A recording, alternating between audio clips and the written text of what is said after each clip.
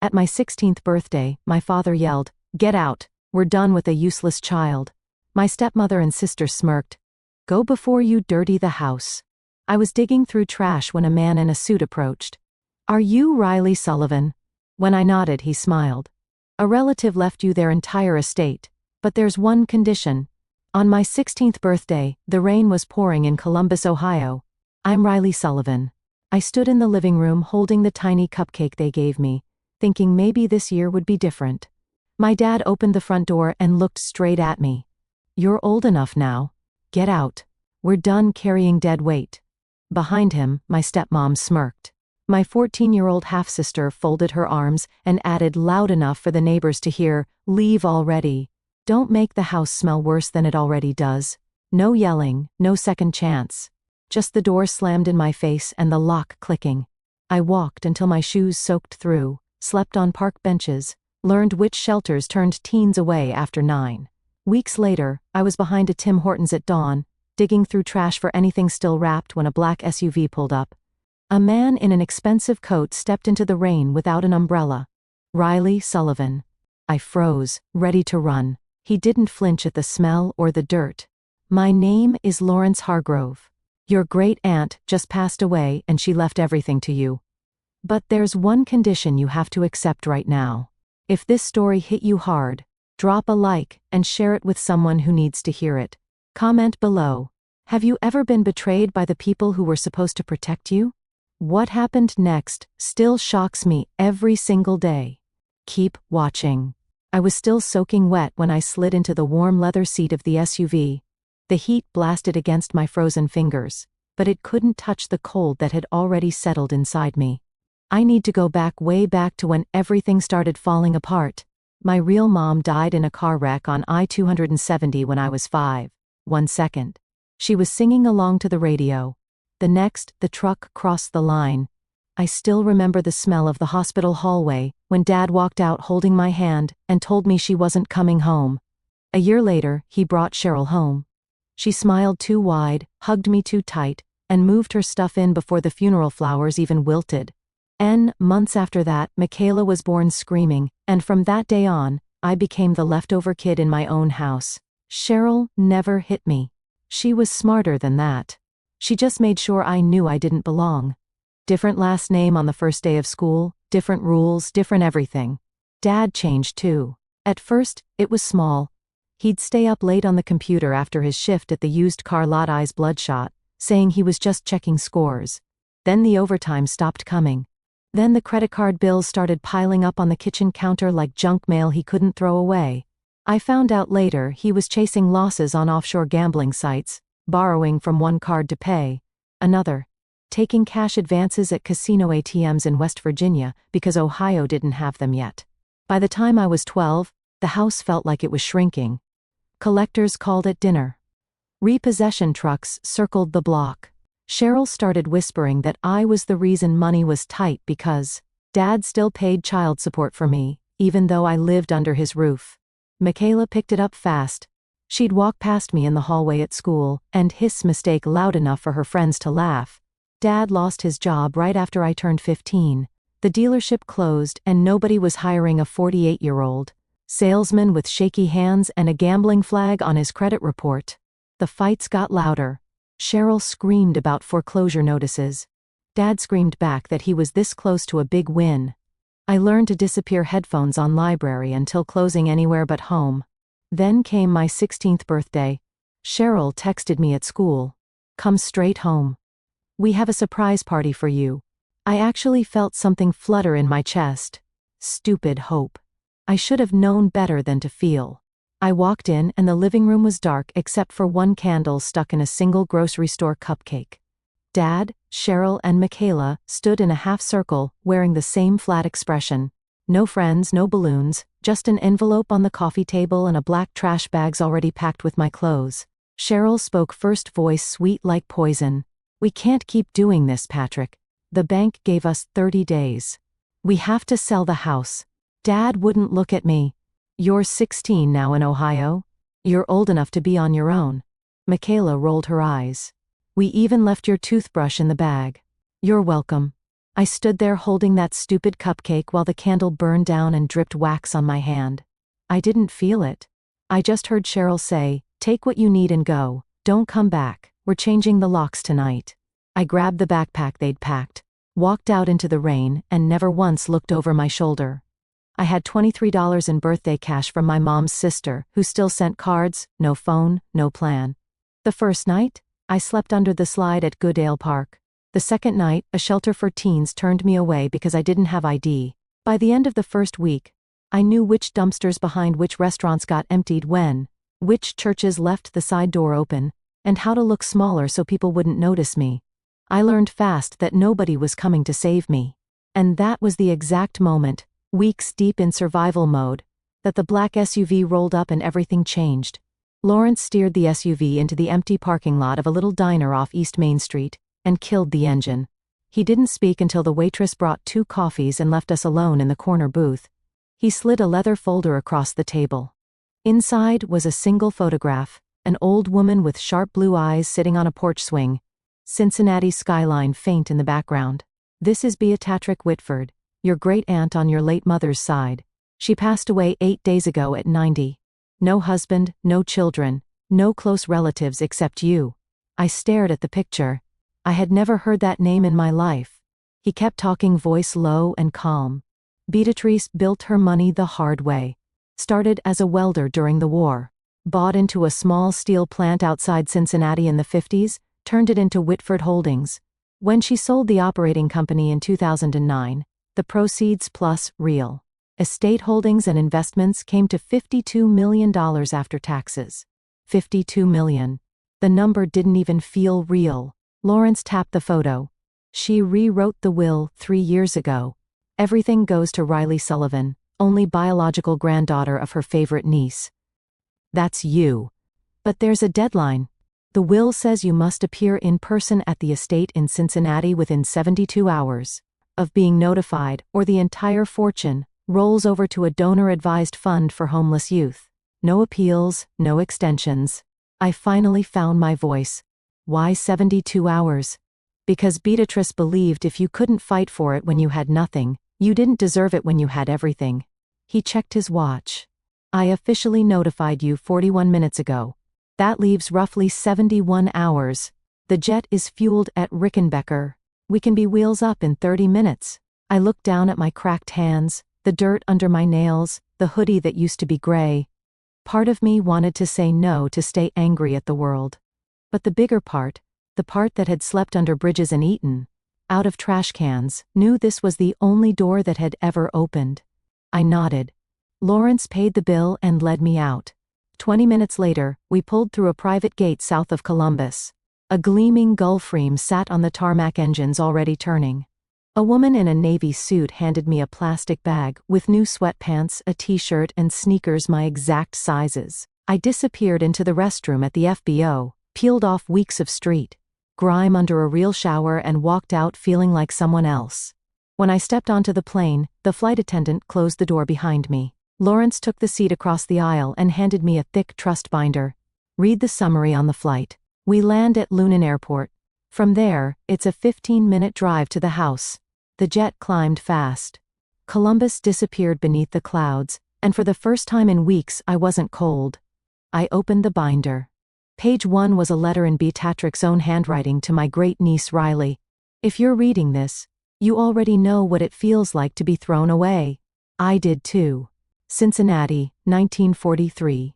17 years old, pregnant, kicked out with nothing but the clothes on my back. I swore if I ever made it, I'd give one person the same chance I never got. That person is you. But nothing is free. You'll see the rest when you get here. Come quickly, Beatrice." I traced the ink with my finger. The plane banked south over the Ohio River, and the city lights of Cincinnati started to sparkle below. 71 hours? I wasn't going to waste a single minute. The plane touched down at Lunan Airport, while the sky over Cincinnati was turning pale pink. A black Mercedes waited on the tarmac. Lawrence didn't waste words. He just opened the rear door, and we rolled east along the river. 20 minutes later, the car turned through iron gates and climbed a winding drive lined with ancient oaks. The house appeared like something out of another century. 3 stories of brick and limestone wide porches, chimneys tall enough to scrape clouds. The Ohio River glittered silver behind it. Inside smelled of lemon oil and old books. A housekeeper in her 60 seconds nodded once and disappeared. Lawrence led me up a sweeping staircase and down a hallway lined with black and white photographs of steel workers and factory floors. At the end was a heavy oak door. He keyed in a code, pushed it open, and stepped aside. The study was exactly as Beatrice had left it. A hospital bed still sat in the corner, monitors dark. Her desk faced floor-to-ceiling windows overlooking the water. On it sat a single silver laptop. Lawrence pressed play. The screen filled with Beatrix Whitford at 90, thin white hair, oxygen tubes in her nose, eyes still blazing blue. She spoke directly to the camera, voice raspy but steady. "Riley, if you're watching this, you made it in time. Good. That already tells me something about you. I was 17 in 1943 when my father locked the door behind me in Chicago. Pregnant, no money, no high school diploma. I slept in doorways on Wabash Avenue until a 12-year-old newsboy shared half a hot dog and pointed me to a church basement. That act saved my life. I never forgot it. I welded ship plates at Pullman during the war, saved every dime bought into a bankrupt steel mill outside Cincinnati in 1952, with 5 other women nobody would lend money to. We turned it around. By 1980, Whitford Holdings employed 3,000 people, and I was the majority owner. I never married again, never had more children. I didn't need to. Work was my family. 3 years ago, the doctors gave me months. I started looking for the one person left in my bloodline who still had a heart like my niece, your mother, who died too young. I hired investigators. They showed me pictures of a man who gambled away everything and a stepmother who treated you like furniture. Then they showed me you getting straight A's while working the night shift at a gas station, giving your last $5 to a kid whose shoes were held together with duct tape. That was enough. Here's the deal, and there are no negotiations. You get full control of a $52 million trust. Spending principal is locked until you're 25. But income and designated charitable distributions are yours immediately. In the next 5 years, you must personally ensure that at least 80 children and teenagers under 21 who are homeless or about to get permanent housing, education, or trade certification, and a real chance. Not just write a check. You have to be in the room when the keys are handed over, when the first report card comes home, when the apprenticeship contract is signed. Lawrence and an independent auditor will verify every single case. If you accept and finish, the entire estate is yours free and clear on your 21st birthday. If you walk away right now, or if you fail to reach 80 verified cases in 5 years, every penny goes to a permanent endowment for homeless youth across Ohio and Kentucky. Your father and his wife get nothing, not 1 cent. That was deliberate. I'm not buying your forgiveness, Riley. I'm giving you the same choice I never had. Turn pain into power or let it rot you. Choose. The screen went black. Lawrence closed the laptop. Take your time. The guest room is ready if you want to sleep on it. I didn't need sleep. I didn't need time. I looked out at the river, catching the first real sunlight I'd seen in weeks, and felt something shift inside my chest. Something hard and bright. I accept, I said. My voice didn't shake. Lawrence allowed himself the smallest smile. I thought you might. Paperwork is on the desk. Sign where the tabs are. I picked up the pen. It was heavy, real silver. My hand was steady. As the ink dried, Lawrence slid a set of keys across the blotter. Welcome home, Miss Sullivan. The trust activated the moment your signature hit the page. Your first distribution, $5 million for operating expenses, wired at 9:00 a.m. tomorrow. I closed my fist around the keys until the metal bit into my skin. 80 kids. 5 years. I already knew exactly where I was going to find the first one. 5 years had turned this scared, filthy 16-year-old into someone I barely recognized in the mirror at 21. Beatrix's home now occupied a renovated 4-story brick warehouse on East 8th Street in downtown Cincinnati, less than 10 minutes from the river mansion that had become both headquarters and my actual home. We ran 3 group homes in Hamilton County, 2 in northern Kentucky, and transitional apartments scattered across the city. Every kid who walked through our doors got a bed the same day, a caseworker the next morning, and a plan before the week was out. Levy Ortiz ran point on everything operational. I'd found him 15 curled up under the Brent Spence Bridge, with a broken arm and a backpack full of stolen library books. He was the first name on the list the day I signed the papers. Now 20 tall and steady, he wore a Beatrix home polo like it was armor and could talk judges, landlords, and scared 14-year-olds into the same room without raising his voice. He was the brother I never had, and the best decision I ever made. We stood at 79 verified cases. One more, and the entire 52 million unlocked forever. One more, and the work could grow beyond anything I'd imagined. That afternoon, I was in the third-floor conference room, reviewing scholarship files when my assistant buzzed. Mr. Harov on line 1. He says it's urgent. Lawrence never called, just to chat. I picked up. Riley, your father has stage 4 small cell lung cancer. Diagnosis was confirmed last week at University of Cincinnati Medical Center. No insurance. Estimated cost for even palliative chemo exceeds 7 figures. Cheryl left him 24 months ago. She drained the last checking account and disappeared. Michaela is 19, heavy methamphetamine user, currently couch surfing in Dayton. All 3 of them are downstairs in the lobby right now asking to see you. I set the phone down without answering and walked to the window. Below on the sidewalk, Patrick leaned against the brick wall, coughing into a handkerchief spotted with blood. He looked 70 instead of 53. Face sunken, Bengals cap pulled low. Cheryl was gone. Lawrence was right. Only Patrick and Michaela remained. My half-sister had track marks climbing both arms and twitched like someone had wired her nervous system to a car battery. She kept glancing at the door like she expected cops to drag her out. Security had already told them we don't take walk-ins over 21, but they refused to leave. A small crowd of our residents watched from the steps, curious. Levi appeared beside me. You want me to have them removed? I watched Patrick slide down the wall until he sat on the concrete head in his hands. Michaela paced, lighting one cigarette off the last, muttering loud. Enough for the whole block to hear that this was her sister's fault. Something cold and final settled in my stomach. No, I said, let them in. Conference room, 10 minutes.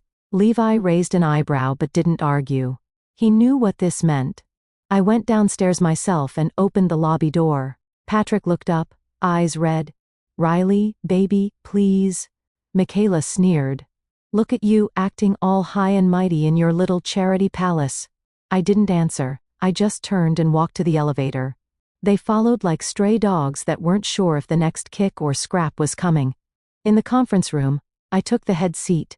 Levi stood behind me. Lawrence joined via speakerphone. Patrick started crying before the door even closed. Michaela stayed standing, arms crossed, rocking on her heels. I slid 3 folders across the table. Inside, the first printouts from the Ohio Department of Medicaid, showing Patrick qualified for emergency coverage and a list of hospice providers that take uninsurables. Second folder, addresses and phone numbers of every adult inpatient rehab in the tri-state that still had Medicaid beds. Third folder, application paperwork for the Ohio Benefit Bank and 2 domestic violence shelters that accepted women with addiction histories. I spoke for the first time. Beatrix Home serves minors only. That is in the trust, and it will never change. You are all adults. These are the public and nonprofit resources available to adults in this state.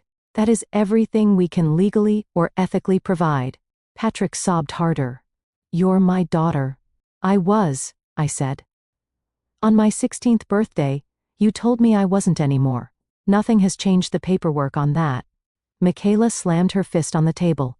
You owe us after everything we. Levi stepped forward half a step. She shut up. I stood. Security will escort you out. Do not come back.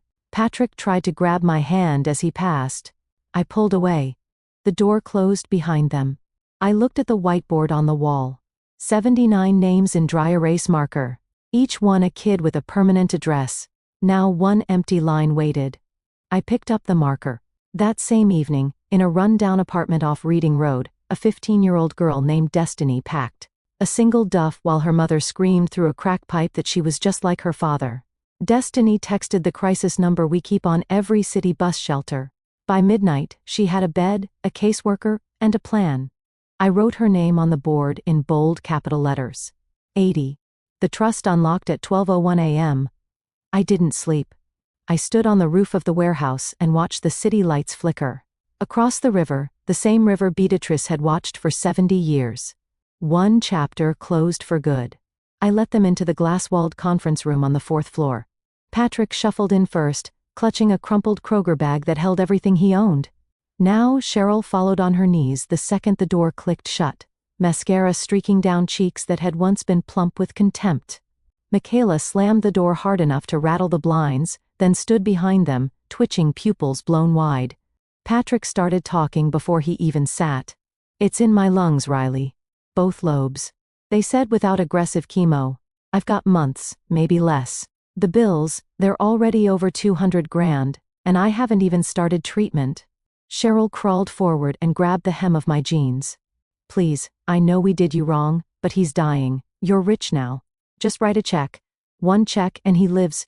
Michaela laughed high and brittle. "Listen to mommy," begged the little princess. "You think you're better than us because some dead old lady felt sorry for you. You owe us. You ungrateful." I waited until the echo died.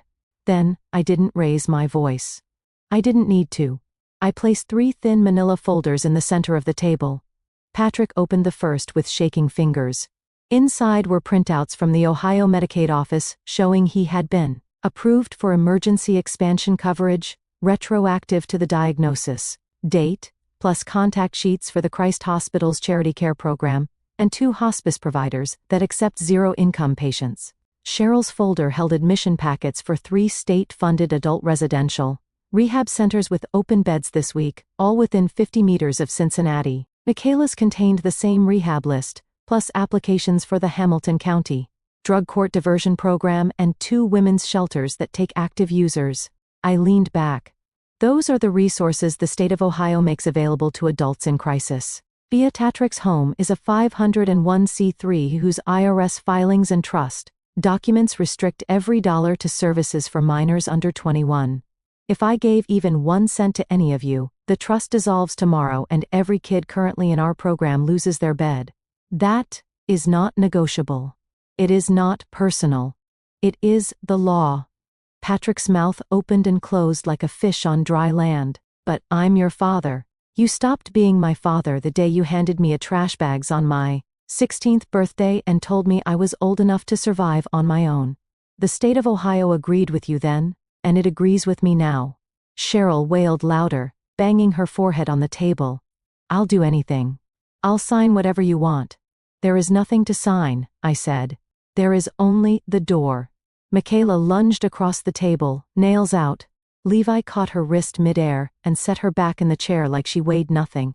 She spat at my feet. I stood. "On the day you locked me out, you taught me exactly what family is worth. Today, I choose the only family I have left. The 80 kids who never got to pick, who gave birth to them. You are not on that list." I walked to the door and held it open. Security appeared instantly. 2 guards in Beatrix Home polos took Patrick by the elbows. He didn't fight. Cheryl had to be half carried, still screaming my name like a curse. Michaela flipped me off with both hands all the way to the elevator. The glass door closed. Silence rushed in like cold water. I went straight to my office, printed the final verification packet, and signed my name on the auditor's line. Case number 80, Destiny Marie Evans, age 15. Evicted by parents the night before after they sold her laptop for drug money. Intake completed at 11:47 p.m. Permanent housing secured in our Walnut Hills group home. Enrollment paperwork for Hugh Stem High School already faxed. I carried the folder to the big whiteboard myself and wrote her name in thick black marker under the other 79. The independent auditor arrived at 11:59 p.m., reviewed the file stamped approved and shook my hand. At 1:21 a.m., the bank notification hit my phone. $52 million unrestricted, irrevocably mine. I didn't feel triumph. I didn't feel revenge. I felt finished. I turned off the office lights, walked the empty hallway past photos of every kid we'd pulled off the street, and took the elevator to the roof. The city was quiet. Somewhere down there, 3 people who used to share my last name were learning what rock bottom really felt like. I didn't hate them anymore. I just didn't know them. Winter arrived early that year, the kind that bites through coats and turns the Ohio River into slate. Patrick died on a Tuesday in late January at University of Cincinnati Medical Center. The hospital social worker called Lawrence because my old number was still listed as next of kin on some ancient form. He lasted 3 days after the confrontation. Medicaid covered comfort care only. The aggressive drugs that might have bought him a few more months required cash upfront he didn't have. The death certificate read metastatic small cell carcinoma and respiratory failure. No service was held. A county cremation followed 2 days later. I learned all of this from the obituary Lawrence forwarded. I did not attend. I did not send flowers. I did not cry. Cheryl lost the house in March.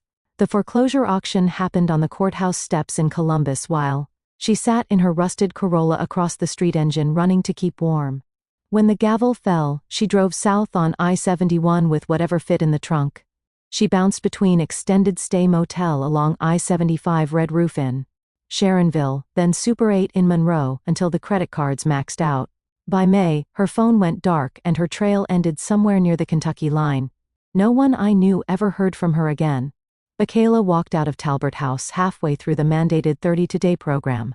Within weeks, she hit 3 different Kroger stores in Hamilton County, in a single weekend, razor blades down her sleeve. At the Deerfield Township location, steak and laundry detergent at Fairfield Cosmetics, and cold medicine at Coleraine. Every store had upgraded cameras. Every theft was crystal clear. She was arrested coming out of the 3rd store with $412 worth of merchandise in a stolen baby stroller. The prosecutor charged her with 3 counts of felony theft. Because of 2 prior shoplifting convictions, the judge sentenced her to 20 months at the Ohio Reform Women in Marysville. She is inmate Dow Jacquin, 874. Now, her projected release date is late next year, assuming good behavior. None of them ever tried to contact me again. No letters, no collect calls from the jail, no messages through mutual acquaintances. The line that had been cut on my 16th birthday stayed cut. While they disappeared, Beatrix's home grew. We opened a 12-bed facility in Cleveland's Ohio City neighborhood in February and a second in Dayton's Edgemont section by June. The unrestricted trust let us buy buildings outright instead of leasing, hire full-time therapists, instead of contractors, and stock every pantry like it was Thanksgiving year-round. By fall, we were serving over 300 kids at any given time, with satellite offices in Toledo and Akron already under contract. In November, the Columbus Foundation and the Ohio Philanthropy Association jointly named me Young Philanthropist of the Year. The ceremony was held at the Ohio Theater downtown. I wore a simple black dress and stood under the chandelier while they read statistics. 312 minors permanently housed, 187 high school diplomas, earned 94 trade certifications, completed 0 returns to homelessness among graduates. The applause was loud, but it felt distant, like it was for the kids, not for me. Levi sat in the front row in a tux that actually fit, grinning like he'd won the lottery himself. When they called my name, he was the first one on his feet. I accepted the glass award, thanked the board, thanked Lawrence, who stood quietly in the wings, thanked every caseworker and foster parent and teacher who had ever stayed late for one of ours. Then I said the only thing that mattered. This isn't my award. It belongs to the girl who slept under the Brent Spence Bridge with a broken arm and still graduated valedictorian. It belongs to the boy who aged out of foster care at 18 and now teaches welding to the next class. It belongs to every kid who was told they were nothing and proved the world wrong. I just signed the checks. They did the work. I stepped off the stage to another standing ovation. Later in the lobby, a reporter asked if I felt vindicated. I thought about the empty chair where a father should have sat, about a mother who vanished, about a sister behind bars. No, I answered. I feel free. That night, Levi and I drove back to Cincinnati with the trophy riding shotgun like a passenger. Snow started falling somewhere past Springfield. Big, soft flakes that covered the highway in silence. We didn't talk much. We didn't need to. The past was buried under 6 inches of fresh white. And it was going to stay there. The gala took place at the Duke Energy Convention Center in downtown Cincinnati. the grand ballroom lit by 1,000 tiny lights that looked like captured stars. I stood on the stage in a plain midnight blue dress that cost less than most people's shoes that night. The master of ceremonies had just finished reading the citation. 543 minors permanently housed, 211 college scholarships funded, 98% high school graduation rate among our kids. The room rose in a wave of applause. I waited until it settled, then stepped forward and took the microphone. Thank you truly. But tonight isn't about numbers. I looked out over the sea of faces, donors in tuxedos, politicians in practiced smiles. Reporters with phones raised caseworkers who had worked 70-hour weeks for years. And in the very front row, Levi Ortiz, 20 years old, wearing the first suit he had ever owned, eyes shining. I swallowed once. 7 years ago, I was thrown out on my 16th birthday with a trash bag of clothes and $23. Tonight, I stand here because one woman I never met decided a stranger's pain could become someone else's power. But there is one more thing I need to do before this night ends. I turned to the wings. Lawrence appeared carrying a small leather folder. He handed it to me and stepped back. I opened it and held up the papers so the cameras could see. Effective this morning, the Hamilton County Probate Court has approved my petition to legally adopt Levi Ortiz as my son. He said, yes. A gasp rippled through the room, then silence so complete I could hear my own heartbeat. I looked straight at Levi. Come here. He walked up the 3 steps like he was floating. When he reached me, I pulled him into the tightest hug I had given anyone in my life. The ballroom cameras flashed like lightning. I kept one arm around him and spoke into the microphone again. Blood doesn't make family. Choice does. I lost one family the day I was told I was no longer wanted. Tonight, I gain one I chose. And who chose me back? Levi is my son. And every single kid we have ever helped, they're mine too. All 543 of them. I'm 23 years old, and I already have more children than most people have in a lifetime. And I am the luckiest mother alive. The applause started slow, then exploded. People stood so fast, chairs scraped and tipped. Levi's shoulders shook against mine. I felt warm tears on my neck that weren't my own. I let it wash over us for a long minute, then raised a hand. The room quieted. I used to think revenge would feel sweet. It doesn't. Freedom feels sweet. Love feels sweet. Watching a kid who once slept in a cardboard box walk across a graduation stage in a cap and gown. That is the sweetest thing I have ever tasted. I looked down at Levi again. He grinned through the tears, leaned close to the microphone and said the 6 words that finished me. Can we go home now, Mom? The entire ballroom lost it. Grown men in 1,000 suits wiped their eyes. Women dabbed mascara with napkins. Someone started chanting, Mom! And 500 voices picked it up until the chandeliers trembled.